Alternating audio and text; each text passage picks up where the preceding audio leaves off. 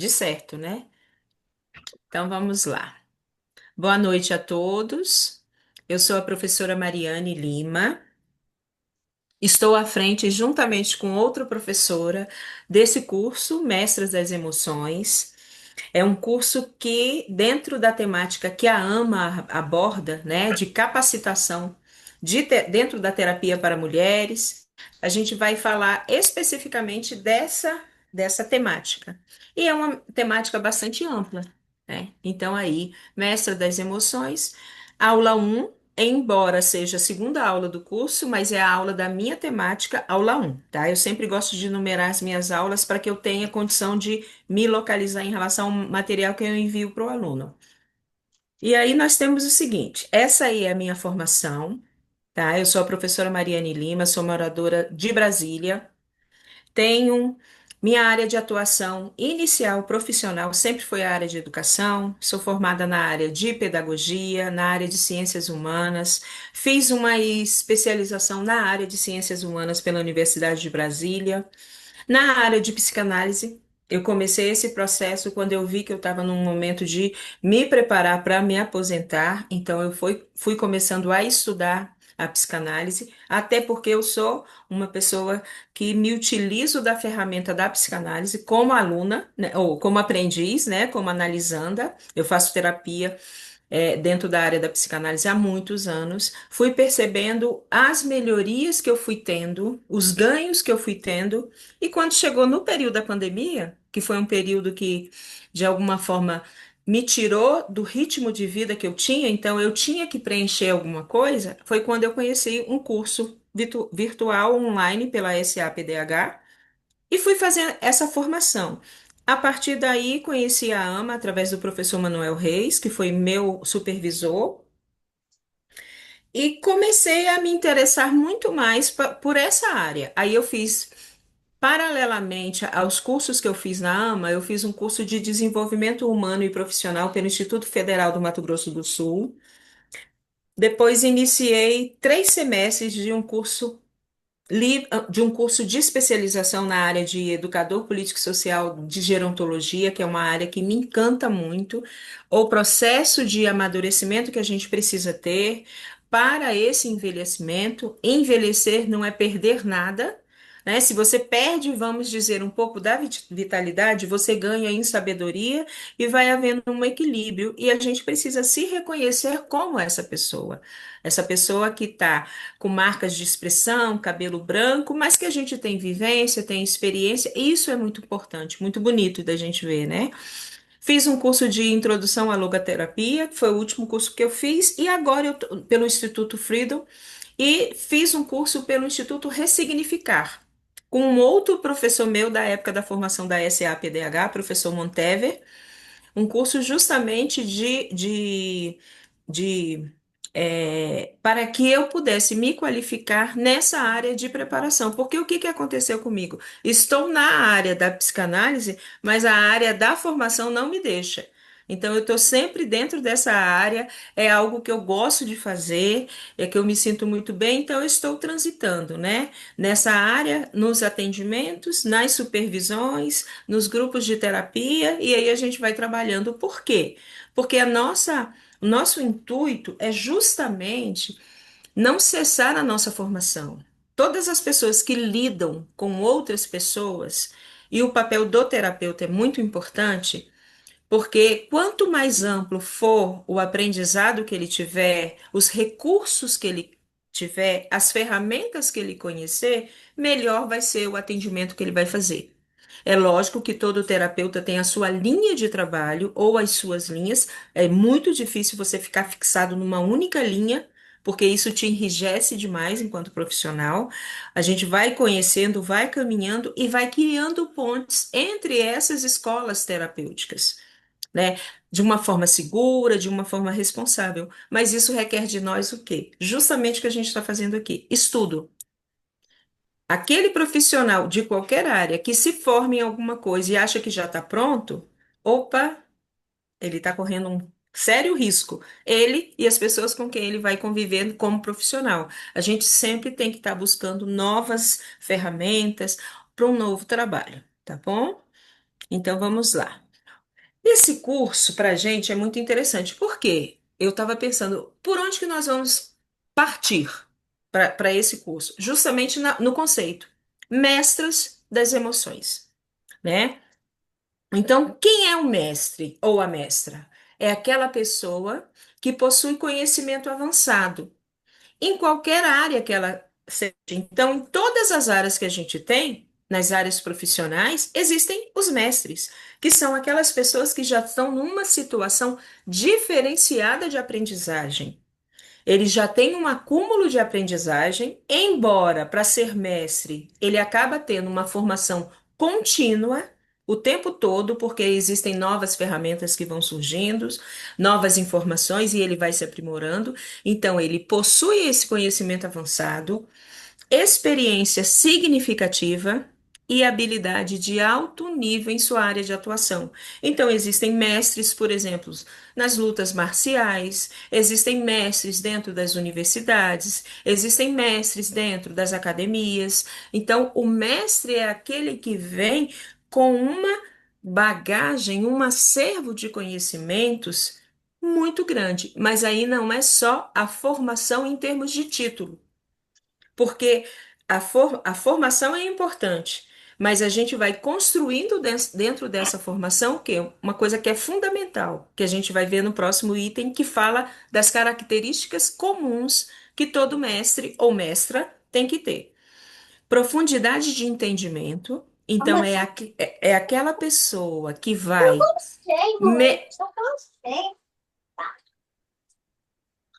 eu, alguém está com o microfone aberto? Eu gostaria de pedir só por causa da microfonia, para a gente não. Obrigada. Então, esse mestre, essa mestra, ela vai ter profundidade de entendimento. O que significa isso? É uma pessoa que tem uma percepção ampla das questões da vida. É uma pessoa que se preocupa, em dialogar, em conhecer. Não é uma pessoa que fica fixado em verdades, naquele tipo de crenças limitantes. O que são crenças limitantes? São aquelas verdades que algumas pessoas é, creem e, a partir daquilo, não aceita nada diferente daquilo que ela crê.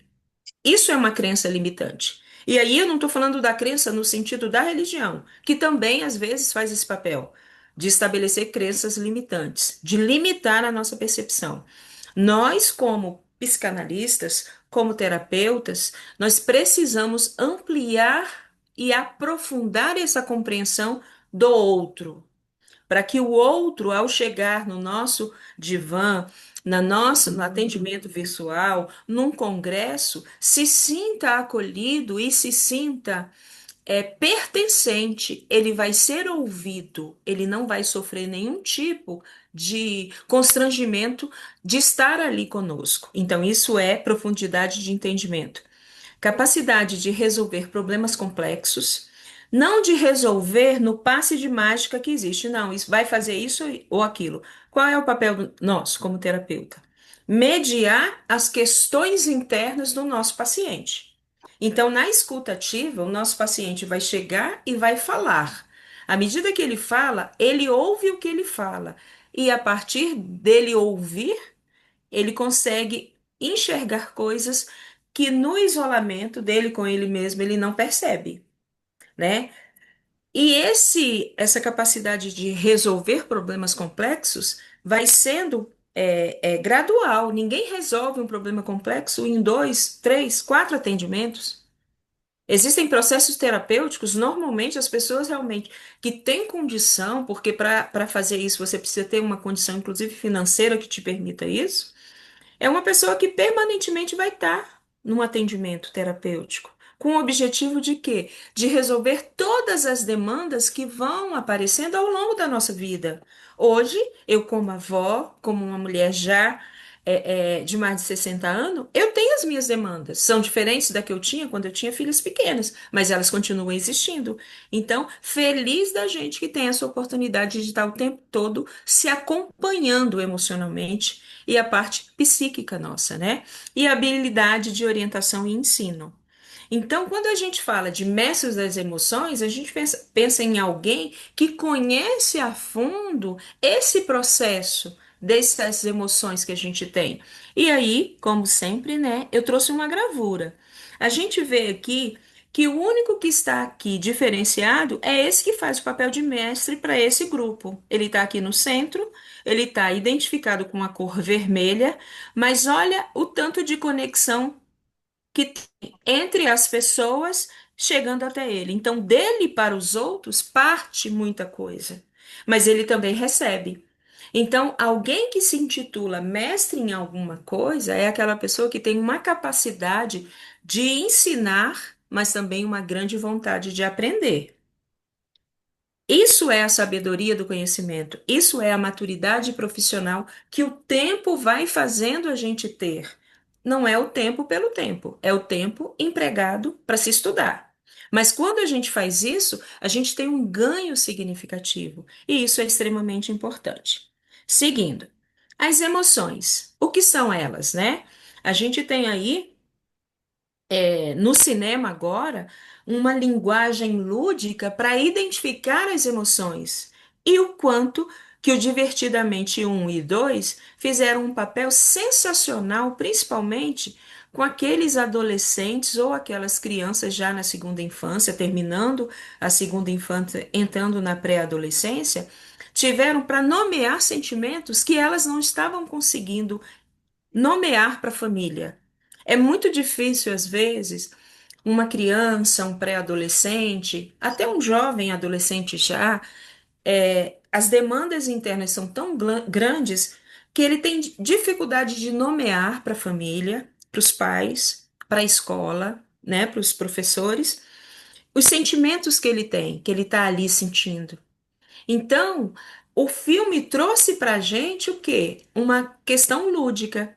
Eu tenho uma colega que a filha dela faz terapia, não comigo, mas ela compartilhou isso, que quando ela foi assistir a Divertidamente 2, a filha dela chorou demais em determinada parte do filme. E aí depois ela se acalmou, elas foram conversar, foram lanchar, e aí ela falou: Mãe, eu consegui entender o que eu sinto. Eu tenho ansiedade. E ela falou que ela me chama de Mari, eu desmontei. Eu não dormi essa noite. Eu segurei ali na frente da minha filha, porque ela estava se abrindo para algo que eu desconhecia, né? Ela tinha observado alguns comportamentos um pouco mais intimistas, mas ela nunca. Ela, mãe, eu identifiquei e eu acho que eu tenho isso, ansiedade. Ela falou que essa noite ela não dormiu. No outro dia, ela já foi à escola, já buscou orientação dentro da escola, já foi para um processo de encaminhamento para a família e para a filha. E isso, gente, é muito importante. Agora, nem todo mundo tem esse recurso, consegue, tem acesso a esse processo de uma forma mais rápida. Então, isso é importante. Por que que as emoções são importantes? Porque elas moldam nossa vida ao influenciar nossas decisões, nossas relações, nossos comportamentos e a forma como nós nos adaptamos ao mundo. Elas servem como ferramentas de comunicação, motivação e adaptação social, sinalizando necessidades, perigos ou sentimentos de bem-estar. Então, por exemplo, quando a gente pensa no medo, o medo é uma emoção que ela tá, o que está intrínseco no medo? A preservação da gente, essa preservação da espécie. Então, o medo, ele te dá aquela questão de você estar em alerta por alguma coisa. Agora, se esse medo chega a nos paralisar num tempo, num espaço de tempo muito longo, tem algo que está diferente. E aí a gente tem que supervisionar isso e investigar. Então é importante que a gente junte esses dois conceitos, dessa mestra e dessas emoções, e é por isso que a gente está aqui, para que a gente consiga aprofundar nessa temática, né? Todas nós e melhorar as nossas percepções da gente mesmo, dos que convivem conosco intimamente, quer dizer, os familiares, né? O seu núcleo familiar e aquelas pessoas que buscam a gente na condição profissional. Só que isso, gente, melhora a nossa vida como um todo. A gente vai se capacitando e tendo uma capacidade de percepção e a observação é algo maravilhoso para isso. A gente está atenta aos sinais que as pessoas dão de que elas emocionalmente estão fragilizadas, para que a gente evite o quê? Evite processos dolorosos, solitários, isolados, aquela pessoa que se sente esquecida. Ela não se sente pertencente, né? Então vamos lá. E aí a gente vai começar realmente a falar sobre essa questão. E aí eu queria, já trago um questionamento para vocês. No gerenciamento da minha família, qual é o meu papel? Qual é o papel de cada um de vocês nesse gerenciamento da família? Porque o gerenciamento da família, ele tem aspectos estruturais da organização, por exemplo, do ambiente doméstico, mas ele não envolve só essa parte, né? A gente caminha nas emoções, nas relações, na convivência. Então, tudo isso a gente vai estar falando. Só que antes de falar disso, a gente vai precisar entender que nós, para a relação que a gente tem no nosso país, especificamente se referindo à mulher, a gente é privilegiada. A gente está numa sala de aula virtual, a gente está tendo tempo de estudar, condição de estudar, vontade de estudar. Então, nós somos a exceção, numa regra geral. Existem outras mulheres, noutros núcleos familiares que não têm essa mesma oportunidade porque tem outras demandas que estão ligadas à sobrevivência e a gente vai falar um pouquinho disso. Olha só, a gente tem dados importantes e é muito significativo que para tudo que a gente vai fazer, a gente se cerque de informações que estão catalogadas e que servem de fonte de pesquisa para a gente, tá? No Brasil, cerca de 11 milhões de mulheres criam os seus filhos sozinhas. Esses são dados do último censo do IBGE de 2022, então é um dado bem recente, tá? Mãe solo. Mais de 11 milhões de mães criam seus filhos sem a presença do companheiro. E aqui, gente, é sem a presença do companheiro, que é o pai dos filhos. Às vezes, essa mulher vai estar na presença de um outro companheiro, mas o pai dos filhos está longe, está distante, não assumiu, não registrou, tá? Chefia de lares. Em algumas capitais é maior o número de mulheres chefiando os lares, a maior parte no Nordeste do Brasil. Então, o Brasil tem um núcleo, 11 milhões de mulheres, gente, é muita gente, né? São 11 milhões de mulheres. Se essas mulheres, cada uma tem um filho, isso já dobra o número de pessoas numa situação que é uma situação de fragilidade, tá? Famílias monoparentais. Entre os arranjos familiares compostos por pais ou mães solteiras com filhos, 86,4% são liderados por mulheres. Então é muito interessante a gente pensar que, enquanto nós aqui já estamos numa condição de estarmos sentadas numa sala de aula para ampliar a nossa gama de informações sobre essas questões, das nossas emoções, de como nos compreender, existe um grupo significativo de mulheres que está lutando pela sobrevivência, assumindo os seus filhos sem as responsabilidades dos pais. Os pais se omitiram e elas assumem. Só que isso, gente, é impossível que elas façam bem um papel que inicialmente foi destinado aos dois, ao pai e à mãe. Você não vai saber.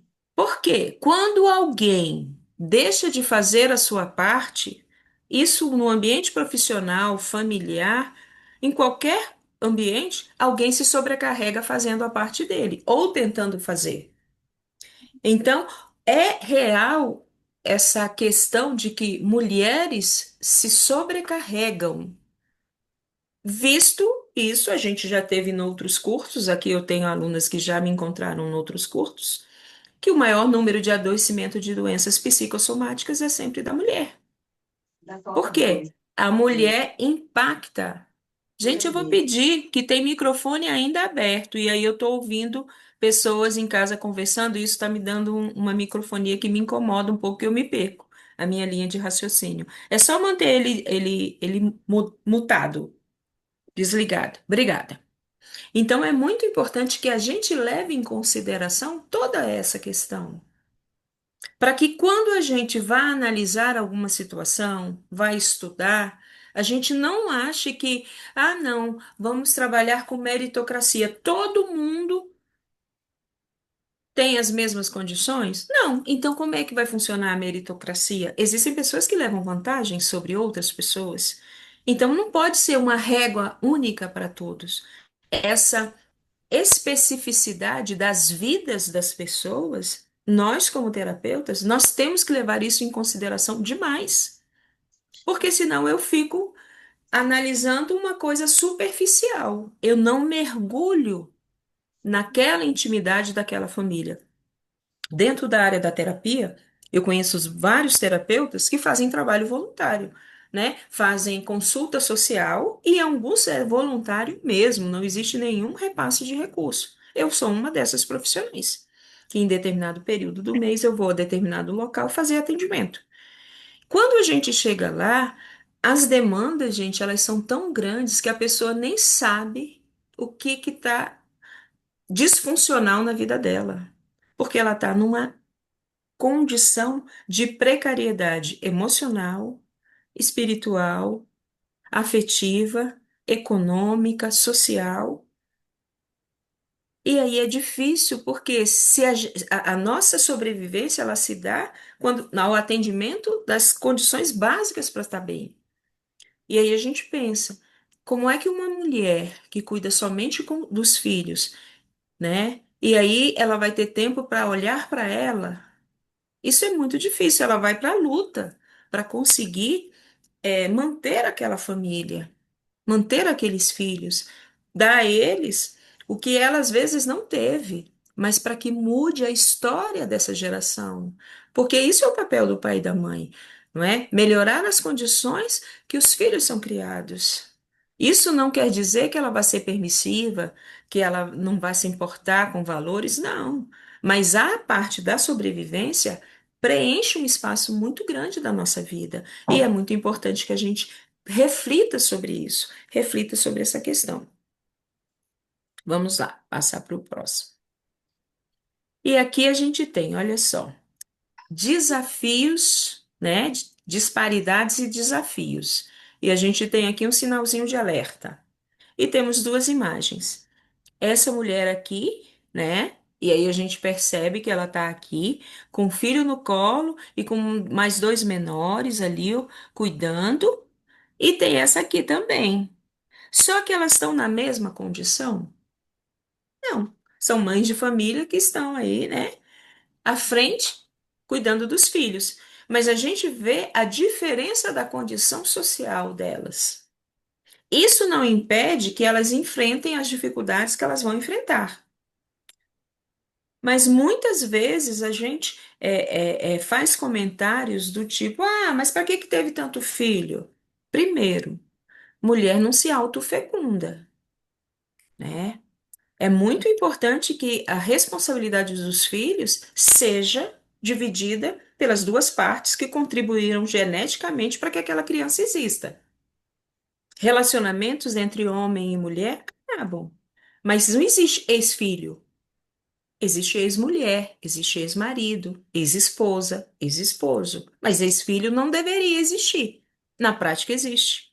Porque existem mães e pais que, ao se separar, perdem os vínculos com os filhos que tiveram com aquela pessoa. E a gente não pode negligenciar isso de nenhuma forma. Então, a gente tem, ó, apesar de chefiarem o lar, as mulheres ainda enfrentam desemprego e menores salários em comparação com os homens que são chefes de família. É muito interessante a gente pensar.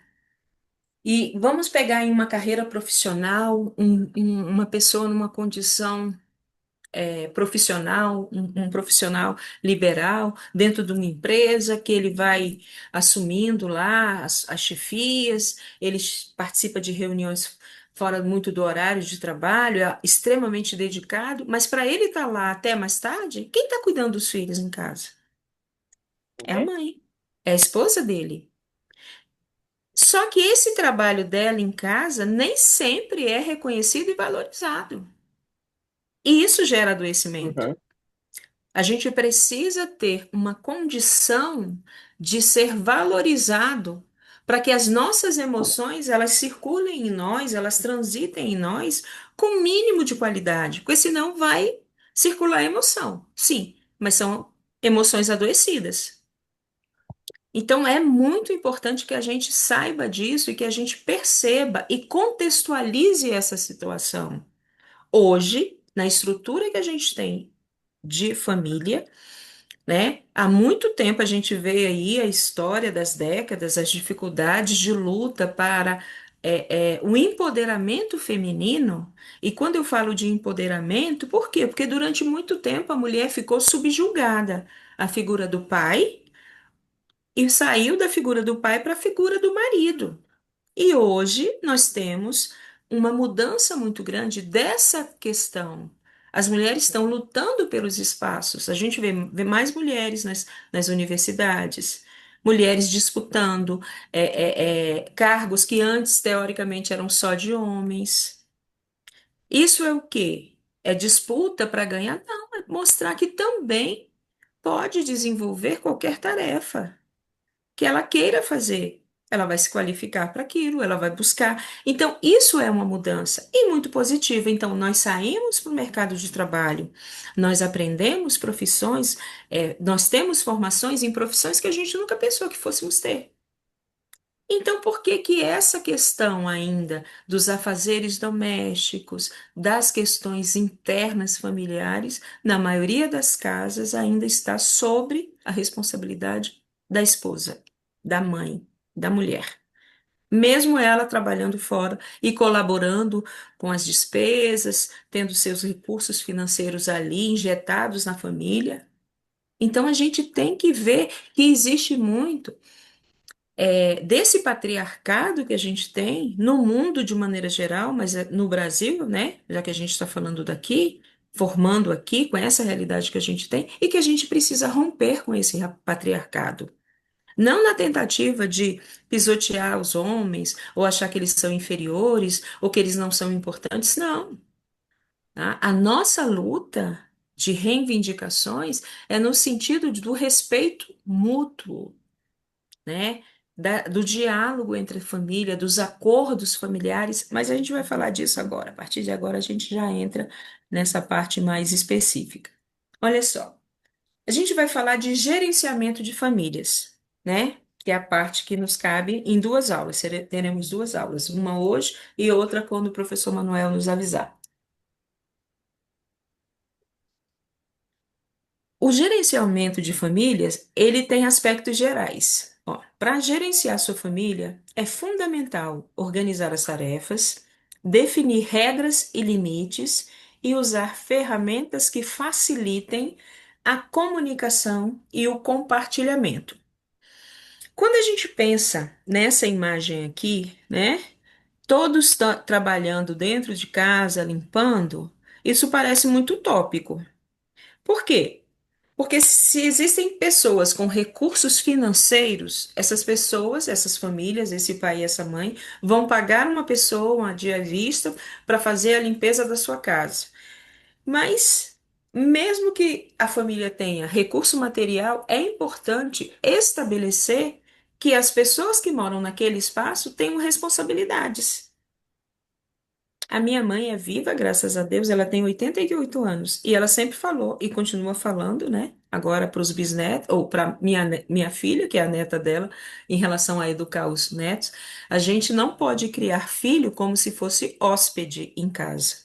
O que que ela quer dizer com isso? Seja lá o tamanho da criança, ela tem que participar das tarefas da casa.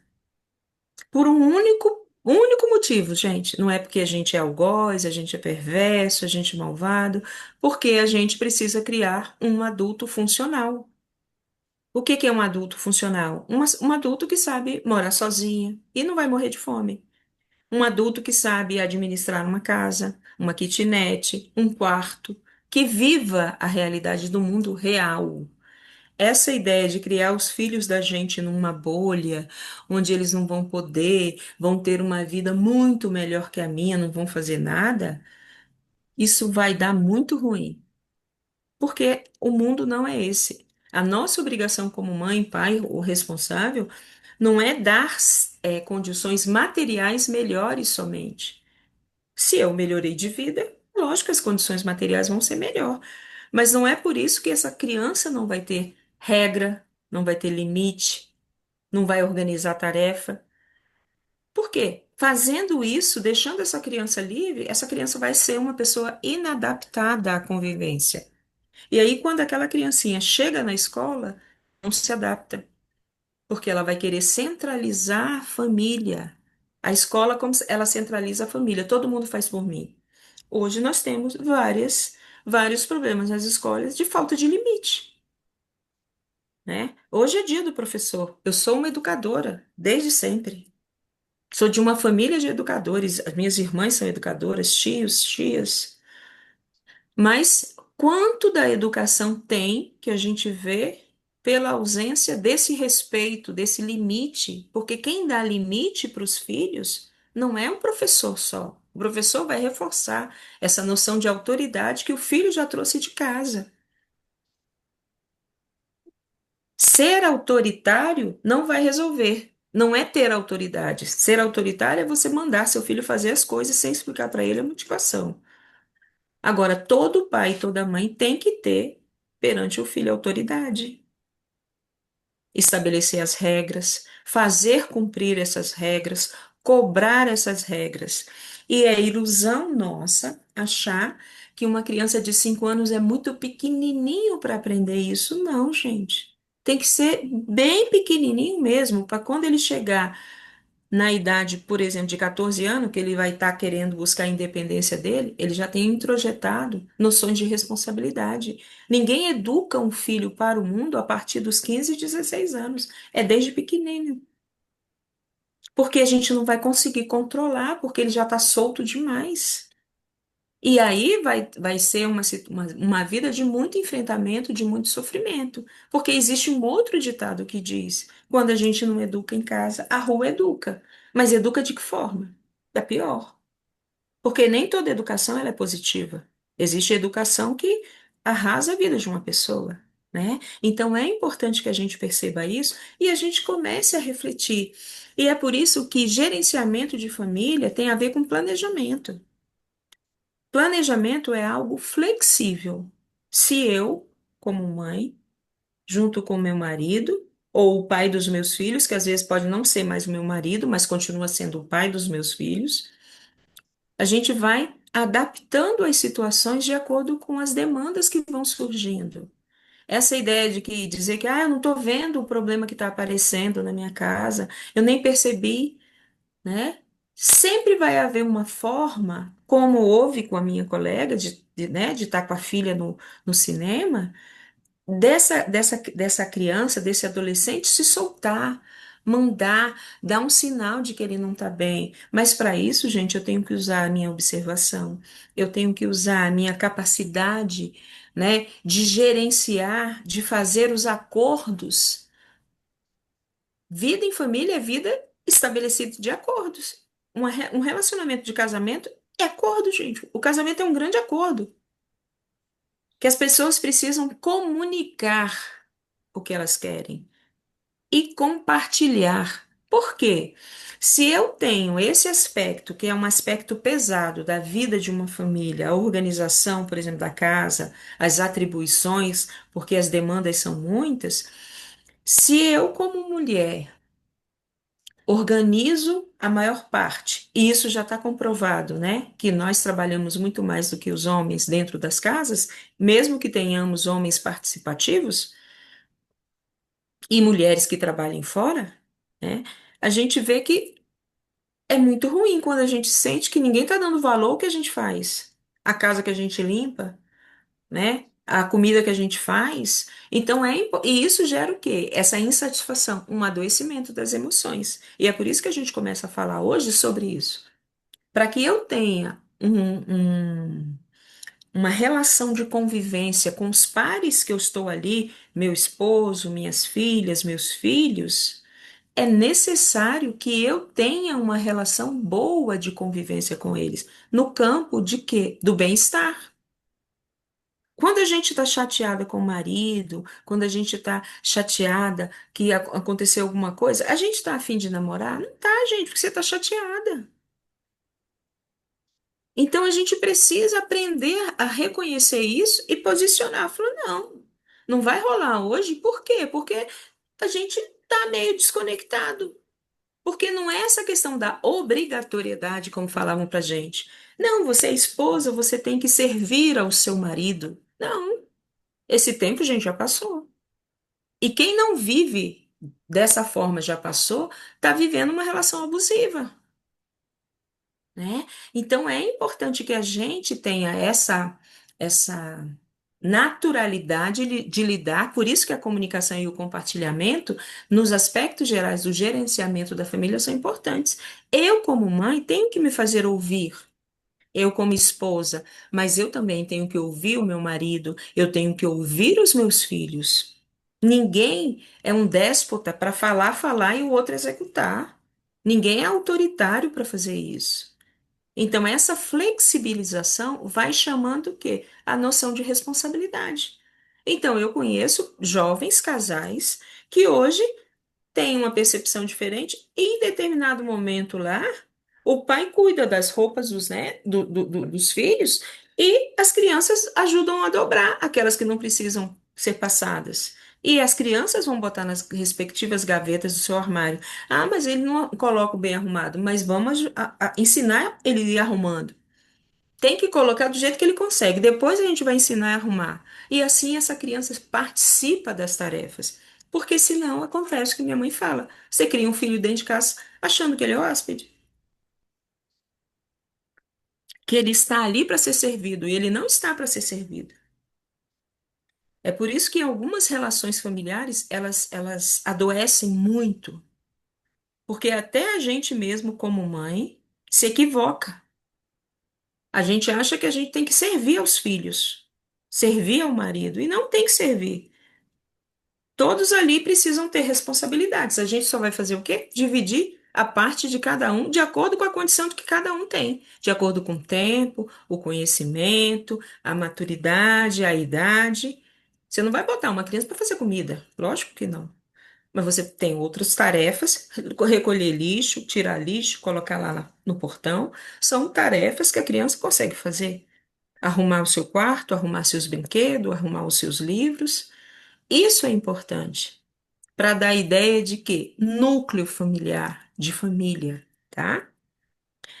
Divisão de tarefas. Então, a gente tem aí uma informação: mais horas para mulheres. Em média, mulheres dedicam cerca de 9,6 a 10,4 horas por semana a mais do que os homens para afazeres domésticos e cuidado de pessoas, de acordo com os dados de 2022. Cargas de trabalho diferentes. As tarefas estão muitas vezes separadas por gênero. Mulheres ainda se concentram mais em alimentação, limpeza e cuidados com roupas, enquanto homens mais se concentram em reparos, a manutenção da casa e o pagamento de contas, né? E é interessante que a gente pensa assim, ah, mas se ele está pagando as contas, está ótimo. Só que ele está pagando as contas com o recurso financeiro dos dois, né? Então, a mulher, imagina, gente, 10 horas, vamos colocar em média, 10 horas a mais. É muito tempo. Então, a sociedade, de uma maneira geral, gosta de enaltecer essa mulher guerreira. Essa mulher que faz das tripas coração para manter tudo muito limpo, muito arrumado, muito cheiroso, muito bem cuidado. Lógico que cuidar da casa é importante. A coisa melhor que existe é você chegar numa casa limpa, cheirosa, dormir num lençol limpo. É outro tipo de sono. Tomar banho num banheiro cheiroso, lavar a louça do almoço numa pia, numa cozinha organizada. Mas isso não é tarefa feminina. Isso é tarefa das pessoas que ali moram. Por quê? Porque é impossível fazer tudo bem feito e cuidar de si mesma no autocuidado, que é um outro aspecto que a gente vai ver no próximo encontro. Então, quando essa mulher, falam, estimulam essa mulher para que ela seja a guerreira, para que muitas guerreiras estão adoecidas mentalmente, emocionalmente. E aí, quem está adoecido não consegue gerenciar nada. Quem está adoecido vai perdendo a capacidade de gerenciar a própria vida e a vida da sua família. E muitas vezes, não é raro, a gente perceber que quando existe um adoecimento físico ou emocional, aquele parceiro que está ali se desinteressa, quer se separar, não aguenta o rojão. Então, é muito importante que a gente cuide da gente mesmo também. Por isso que se fala dessa divisão de trabalho, para que a gente olhe e perceba que todo mundo dá valor. E é muito interessante, as crianças, elas são muito fáceis de aprender. Eu estive na segunda-feira à tarde com os netos, na casa da minha filha, porque eles não tiveram aula, eles puxaram o dia do professor para segunda-feira e meu genro e minha filha tinham que trabalhar. Então, eu fiquei com eles até a noitinha, quando eles chegaram, os dois chegaram do trabalho. E a casa estava limpa, estava tudo arrumado. E aí eu falei, nossa, a casa tá limpa. Aí o Raul, que é o mais velho, que vai fazer 8 anos, falou, não, a gente limpou, vovó, no domingo. Eu falei, mas a gente quem? A gente, todo mundo. Papai e Hugo foram lá para fora, lavaram a área da churrasqueira, cataram, encheram um monte de saco de lixo de folha das árvores, esturricada, porque aqui em Brasília está bem seco. E eu e mamãe ficamos aspirando e mamãe ficou lavando. Então, ele passou o aspirador no quarto dele, foi passando. Agora minha filha já confia dele passar no resto da casa, foi ensinando ele. Mas a satisfação tão grande que na hora que começou a dar uns pingos, ele falou: Não, a gente tem que ter cuidado para não sujar, vamos entrar logo antes. E já fechou a porta, já tomou cuidado para não estragar o trabalho que já tinha feito. Então, isso é positivo. A limpeza que uma criança faz é igual a do adulto? Claro que não. Mas se eu falar, não, sai daqui que você não sabe limpar, para mim ser um prato cheio. Ele não vai aprender nunca. Não, meu filho, você sabe limpar muito bem. Que beleza, parabéns. E aí ele vai tomando gosto. Então, muitas vezes, esse nosso excesso, porque lógico, se eu limpar sozinho, eu vou limpar mais rápido. Vai ficar mais bem limpo? Vai. Mas vai ser um limpar solitário, que ninguém, além de mim, vai dar valor. E quando a gente limpa, a própria pessoa passa a valorizar, dá mais valor. Então, isso é importante. E aí ele falou assim: eu fui lavar a louça. Vovó, vamos brincar lá no quintal? Eu falei: não, a gente tem que arrumar essa cozinha, porque senão vai chegar a hora do lanche e essa cozinha tá um cripocó, tá um fuzuê. Ele foi lá, pegou o banquinho, subiu. Eu falei: o que que você vai fazer? Não, vovó, duas pessoas lavam mais rápido. E aí eu fui lavando e ele foi enxaguando e foi botando no escorredor. Então, mas por que que ele fez isso? Porque ele estava interessado que eu fosse brincar. Mas eu valorizei, eu falei, não, tá certo. E foi realmente mais rápido. Então, são coisas, lógico, gente, vó tem mais paciência para isso. Às vezes minha filha, não, sai daqui porque vai dar mais trabalho, vai pingar no chão. Mas a gente precisa reaprender o direcionamento que a gente faz, para que essa criança também se sinta incluído nessas tarefas. Gente, o tempo passa tão rápido. Vamos lá. E aí eu tenho uma perguntinha para vocês. E os afetos? Como direcionamos essa parte? O gerenciamento das atividades. Você tem um leque, a gente tem aplicativo hoje para fazer esse gerenciamento das atividades do lar. A gente tem, eu sou bem a favor ainda, né? Sou uma pessoa mais antiga, daquela escalazinha que a gente põe lá pregada na geladeira, né?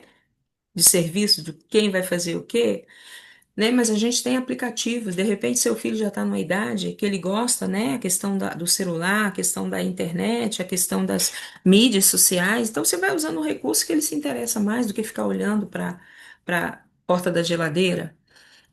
Tem tarefas para serem feitas, tem escalas por idade do que você pode colocar o seu filho para fazer a sua filha. E isso é importante.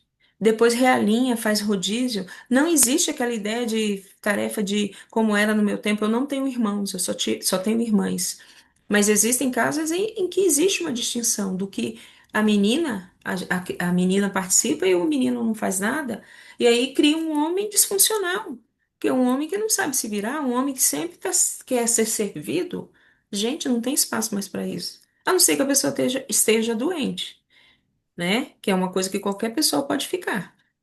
Se eu estou adoecido, as pessoas que convivem comigo vão ali me auxiliar nesse processo de recuperação. Mas é natural servir a outra pessoa o tempo inteiro, integralmente. Ninguém veio ao mundo para ser servido, gente, né? Como maneira de ser, jeito de, eu gosto de ser servido. Não, mas não funciona assim, não pode. Porque senão você cria uma pessoa inadaptada para o trabalho.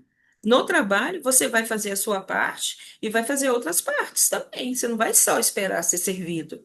Não, o trabalho é um somatório de profissionais para um resultado em comum. Então, as pessoas às vezes têm que se integrar, porque normalmente as pessoas que ficam com esse ego muito inflado, que são pessoas egóicas, né, querem ser o tempo todo servidos, são pessoas que têm muita dificuldade no ramo profissional, porque acha sempre que tem que ser servido no campo profissional. E isso não funciona. A gente tem que ter uma pessoa proativa, uma pessoa dinâmica, uma pessoa com autonomia, com criatividade, né? Essa ideia de falar, não, eu tenho muita dificuldade de trabalhar em grupo. Você, numa entrevista de emprego, você já matou, porque ninguém trabalha sozinho, gente. É como se você se excluísse, né? Então, vamos falar um pouquinho dessa questão. Olha só. Emoções alicerçam vínculos, né? Então, a gente tem aqui uma mãozinha aqui e um coraçãozinho aqui no meio. O afeto é a emoção alicerçam a nossa vida. Então, se eu tenho condição de alicerçar a minha vida com emoções que sejam emoções positivas, uma relação de confiança. Então, nesse caso, no exemplo do cinema, que a filha compartilhou com a mãe o que tinha sentido, o que tinha assistido no Divertidamente 2 e identificou o que ela estava sentindo, que era a ansiedade, aquilo ali é uma relação de confiança. Ela compartilhou com a mãe algo que ela estava sentindo. E isso é muito bom. E muitas das nossas famílias estão perdendo essa relação de confiança, né? A gente perdeu a medida das coisas. As famílias estão reunidas, mas não estão juntas. Elas estão na mesma dependência de estrutura de casa, mas às vezes cada um no seu mundo particular.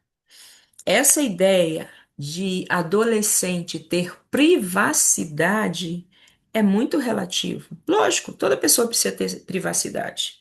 Só que eu, como mãe, tenho que saber o que que meu filho está acessando. Eu tenho que saber quem são as pessoas que o meu filho está convivendo, quais são as casas das pessoas que o meu filho está indo, se ele já tem essa autonomia de ir, para que eu consiga mapear essa estruturação emocional que o meu filho está se forjando, está sendo montada, está edificando. E muitas vezes a gente não faz isso, o que é muito perigoso. Então, ele já sabe se cuidar. Não sabe, ele está em casa, está lá no quarto, está seguro. Não está.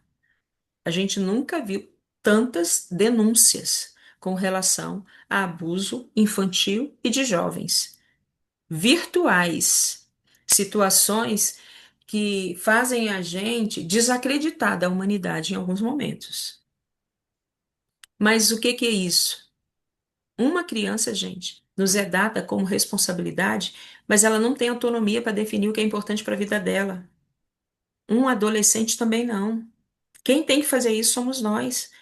Isso vai gerar conflito? Muitos. Mas ninguém disse que era fácil criar filho. Eu não quero ter conflito com meu filho. Aí você não vai dar normas, direcionamento para ele. Você vai ter um conflito enorme, mas daqui a pouco. E talvez um irreversível. Então, é desafiador? Sim. Só que hoje a gente tem informações e a gente precisa selecionar o que a gente assiste.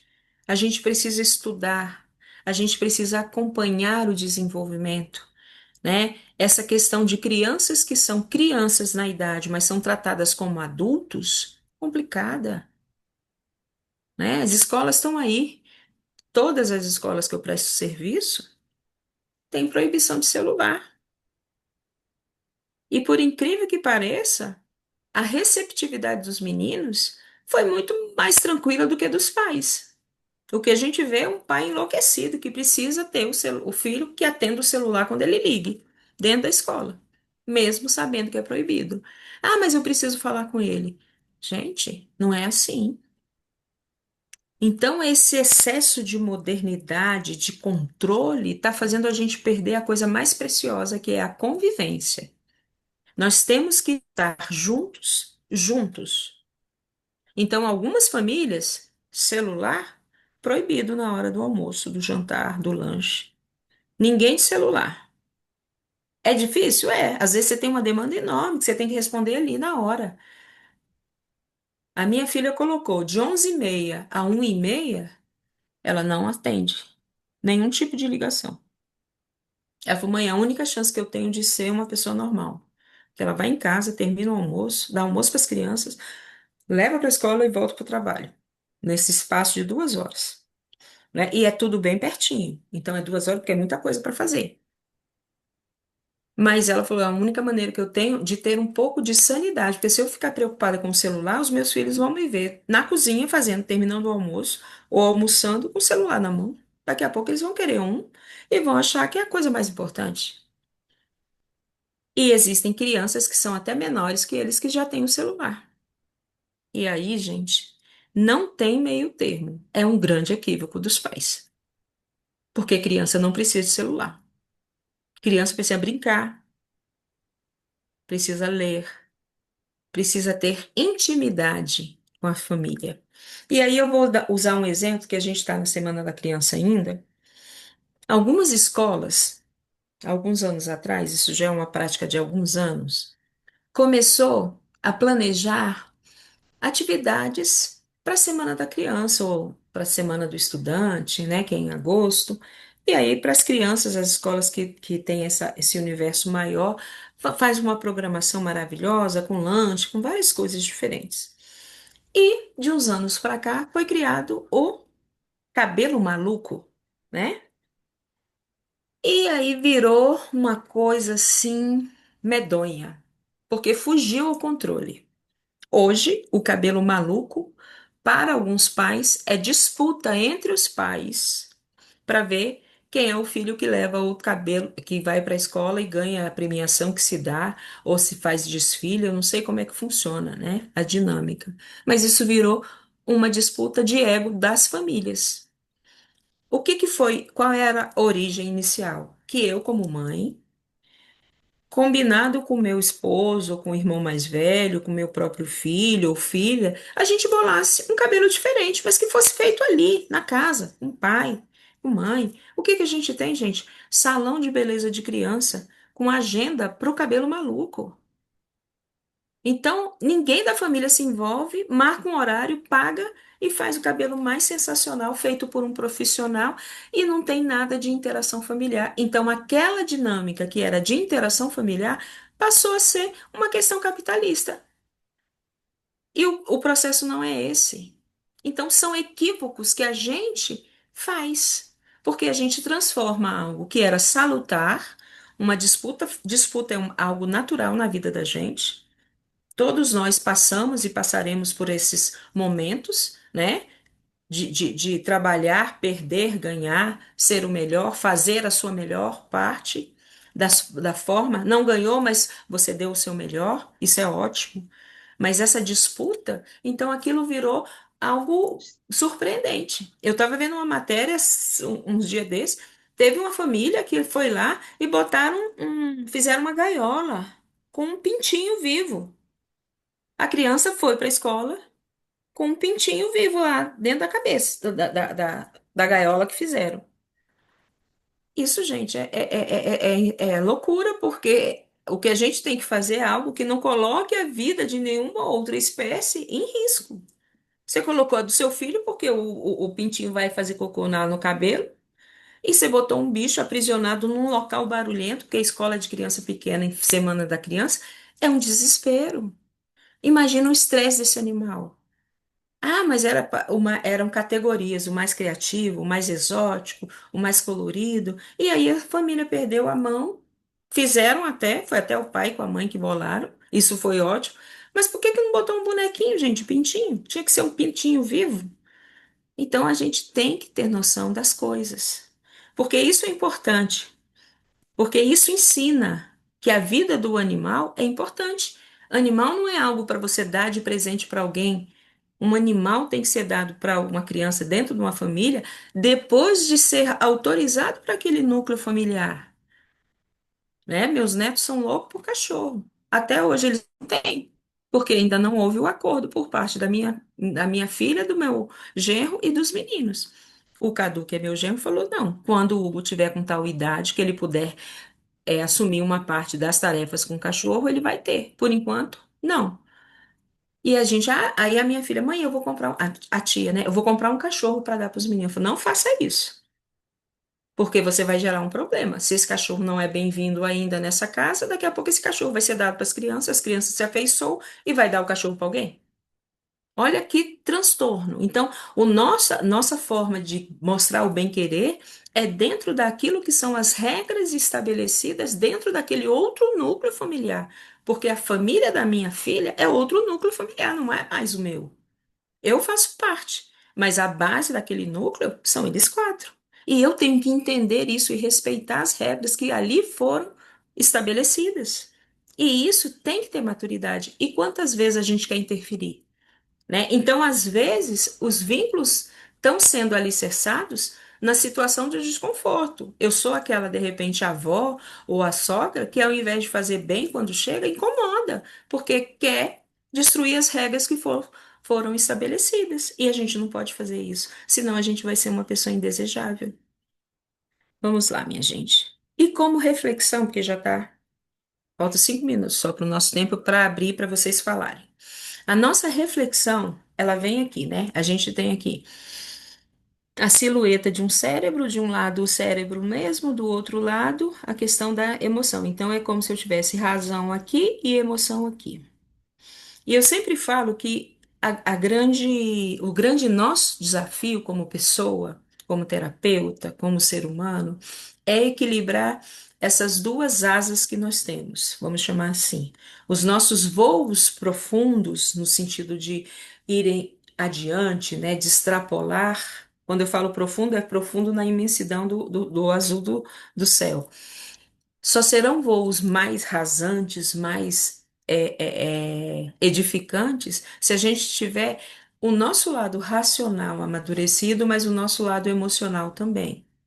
Se uma pessoa é racional demais, ela perde uma parcela boa da vida. Se ela é emocional demais, uma pessoa que tudo fragiliza, tudo impacta, tudo milindra, também sofre muito e provoca sofrimento. Então a gente tem que buscar esse equilíbrio. Então nossa reflexão termina assim. Termina essa parte, né? Em família, o afeto é direcionado e manifestado de diversas formas, sendo um alicerce fundamental para o desenvolvimento emocional e a segurança de todos os seus membros. A maneira como isso acontece varia de família para família, mas geralmente envolve demonstrações de carinho, apoio, cuidado e tempo com qualidade.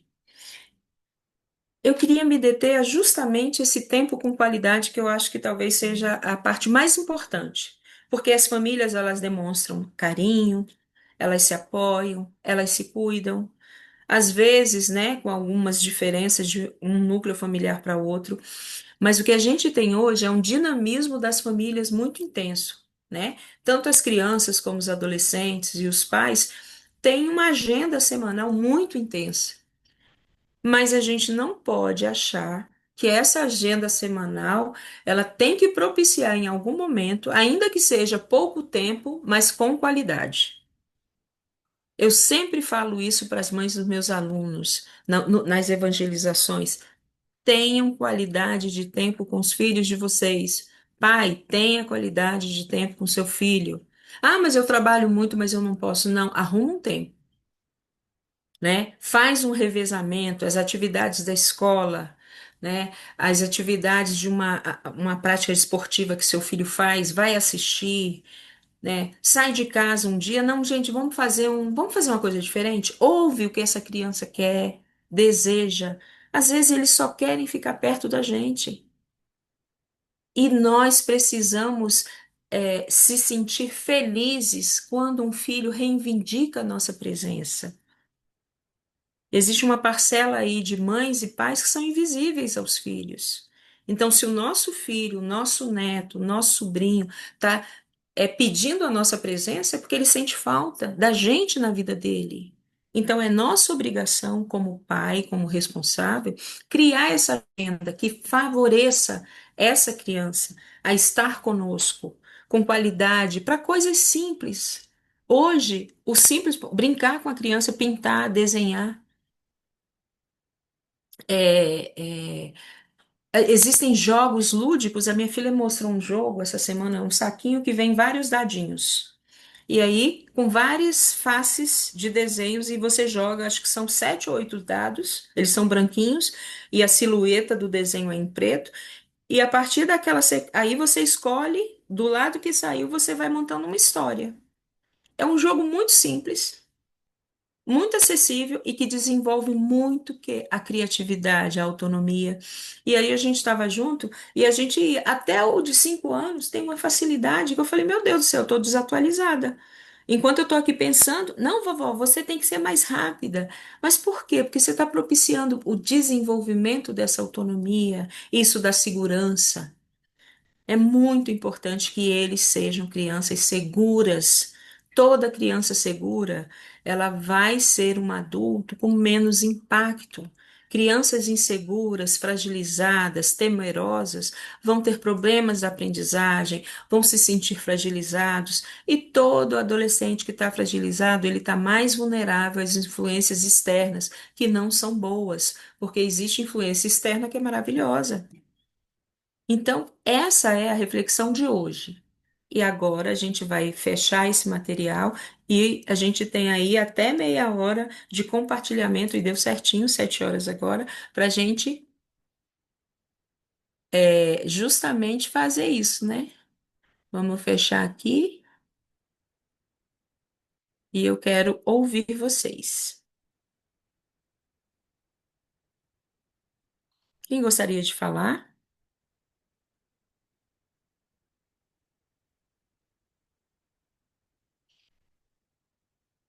Vou tomar uma aguinha aqui.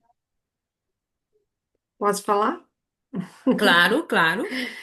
Então, nós tivemos dois filhos homens, né? E graças a Deus, a gente olha para eles hoje no núcleo familiar deles e percebe que a gente fez um bom trabalho nas nossas limitações, né? Mas conseguimos educá-los de forma que eles tenham um lar abençoado.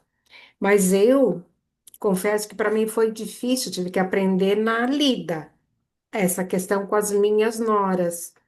Porque como na minha época, quando meus filhos eram bebê, eu tive a participação da minha mãe, da minha sogra, elas sempre estavam envolvidas conosco, né? Como eu trabalho já, nós já trabalhávamos como pastores naquela época já, então às vezes eu tinha que ir em algum lugar, eu deixava aqui na casa da minha sogra e a avó ficava cuidando. Eu não tive esse, digamos assim, da parte das minhas noras, essa abertura. Mas eu tinha criado uma expectativa, Sim, né? Eu tinha criado, baseado em mim, na minha experiência, eu tinha criado uma expectativa com relação aos meus netos, né?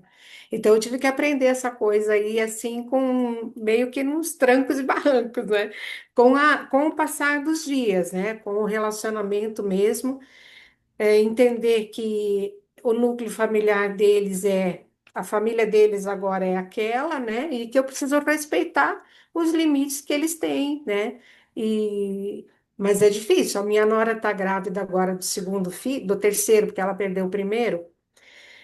Vai vir outra menininha. Ela ganha em dezembro. E eu já percebi que ontem ela postou assim que é uma postagem da pediatra dizendo que não se deve visitar a criança nos primeiros dias. Hoje ela colocou outra assim, ah, a mão, é, ai, como é que é? Mas querendo dizer assim, que a mão do bebê, né? E que não dá para, que não pegar na mão e nem beijar o bebê que não é seu, né? Aí eu até falei com meu esposo, eu digo, olha, será que vai demorar quantos dias para nós conhecer a nossa neta?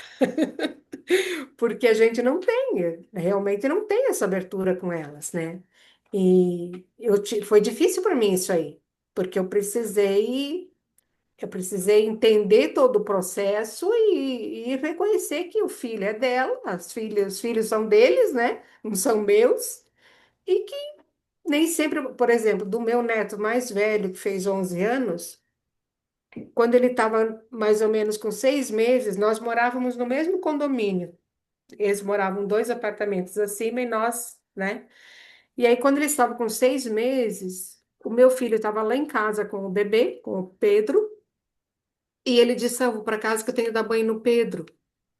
Aí eu disse: "Pois é." E eu que nunca dei um banho no meu neto, eu falei assim, né? Uhum. Meu filho, essa mãe nunca deu banho no Pedro. Tipo assim, ele olhou para mim, né? Eu disse: "Não, nunca." Aí ele foi para casa. Daqui um pouco ele voltou com banheira, com roupa, com fralda, com tudo, para mim dar o banho no Pedro. Então ele entendeu que aquilo para mim era importante, né? E ele veio e propiciou esse momento. Então, graças a Deus que a gente tem esse relacionamento bom. Mas não foi fácil. Ainda hoje eu queria, ai, como eu queria ter meus netos aqui perto, né? Poder sair com eles, passear com eles. Eu vejo amigos nossos que têm filha, mulher, e aí eu vejo eles passeando. Outro dia mesmo, um casal de amigos nossos veio aqui em casa com dois netinhos, né? E eu fico pensando, pai, eu não consigo ter isso. É uma frustração minha, né? Então, Sim. tô abrindo aqui isso. Mas eu entendo que o processo é esse, né? E fazer o quê? O tempo É, que eu posso estar, eu faço fazer valer a pena, entende? sim. O tempo que eu estou É, com eles, eu faço de tudo para valer a pena. nem todo aprendizado, gente, ele é fácil. Esse é um dos aprendizados que você está narrando aí, Sandra, que é doloroso, não é? Que às vezes existe essa diferenciação que eu não entendo o porquê. Quer dizer, eu tenho as minhas teorias, mas, por exemplo, meu caso é o contrário do seu, eu só tenho filhas. Uma delas Uhum. é casada. Então, eu tenho uma aproximação muito grande de convivência Um com acesso minha maior. filha, é. E o meu genro, ele me chama ele me chama mais de, ele me chamava de sogrona, né? Foram 7 anos eu sendo a sogrona. Hoje ele me chama de vovó Mari. Ô, vovó Mari, eita, essa vovó, hein? E aí ele fala muito assim. Na segunda-feira, quando eu saí de lá, ele falou assim: Ó, vovó, obrigada pelo apoio. Eu falei: Não, Cadu, eu tô sempre disponível. Ele: Não, eu fico impressionado com a sua disponibilidade. E um amigo nosso virou e falou assim: Eu acho que você, Mari, é a única avó que eu conheço que gosta realmente de ser avó. Mas não é. É porque existe uma diferença no tratamento e na aproximação quando é do filho ou da filha. Parece que a filha, ela convive mais com a mãe dela, não é? Uhum. E isso é Uhum. difícil, mas eu creio também que a tendência desses padrões engessados, que eu acho que não é justo engessar nenhum tipo de relação. Quem está perdendo com isso, gente, são seus netos. Porque não Exato. existe nada mais maravilhoso e transformador na vida de uma. Se ser mãe é algo transformador, ser avô e conviver com os netos é algo sublime. Uhum. Então, às vezes, essas questões dos adultos interferem em algo que vai refletir na criança. E Uhum. amor é convivência, não é? O Uhum. amor se constrói Uhum. na convivência. O amor se constrói nessa intimidade que se cria. Os meus netos, a gente viaja com eles. Olha. sabe? Eles vêm pra cá, a minha filha foi fazer um curso no Japão, eu fiquei um mês na casa da minha filha. Quando o meu neto chegou, aí mataram a saudade da mãe, aquela coisa toda, aí na hora o Raul falou, mamãe, você e o papai vão viajar quando? Porque ele já tinha uma viagem agendada, só dos dois, né? Foram pra Argentina depois. Aí o Raul, aí o Cadu falou: Não, meu filho, deixa a sua avó passar um tempo descansando. Não, vocês podiam emendar, que ela ficava aqui, já continuava aqui. Aí a Natália falou: Mãe, esses meninos não sentem mais falta da mãe e do pai, não. Eu falei: Não é, é a segurança de saber que a Uhum, gente está dando continuidade, isso é ótimo. Imagine duas crianças longe da mãe 30 dias numa viagem meio que inesperada, porque não foi algo planejado, surgiu uma oportunidade profissional e ela foi. E eles são uhum, pequeninos. Imagina essas 30 dias essas crianças deprimidas porque a mãe está longe. Seria um sofrimento maior para ela. Provavelmente ela nem uhum, ficaria. Então, quanto mais a gente souber lidar com essas questões sem disputa de afeto, e ela é muito segura, ela sabe realmente, eles não têm dificuldade de saber quem é a mãe. Eles nunca me chamaram de mãe, porque eles sabem que eu sou avó. E eu também não quero uhum, ser mãe deles, eu quero ser a avó, porque eu já sou mãe das duas filhas que eu tenho.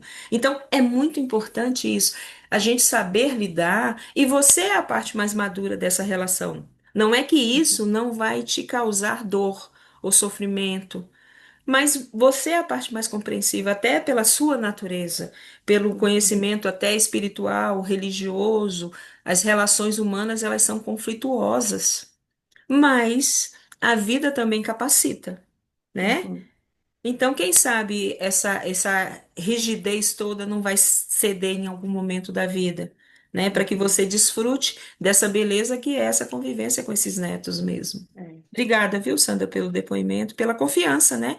Porque aqui a Uhum. gente trata exatamente das nossas intimidades mesmo.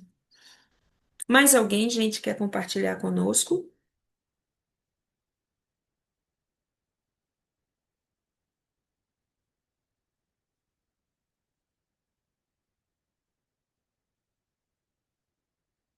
Então, tá bom, gente. Esse tempo, essa meia hora, a gente tem até meia hora se houver um compartilhamento, né? Então a gente vai encerrar por aqui. Já já eu vou terminar aqui, já vou compartilhar os slides com vocês, porque eu sei que vocês gostam de ter o material, e aí eu sempre que eu coloco, eu estou disponível se precisarem de mim para alguma coisa, né? E eu já tinha até comentado com Sandra que chegou um pouquinho antes da aula começar. Eu vou fazer algumas reflexões, trazer alguns questionamentos para já preparar a gente, porque na próxima aula a gente vai falar especificamente da parte emocional, da parte afetiva.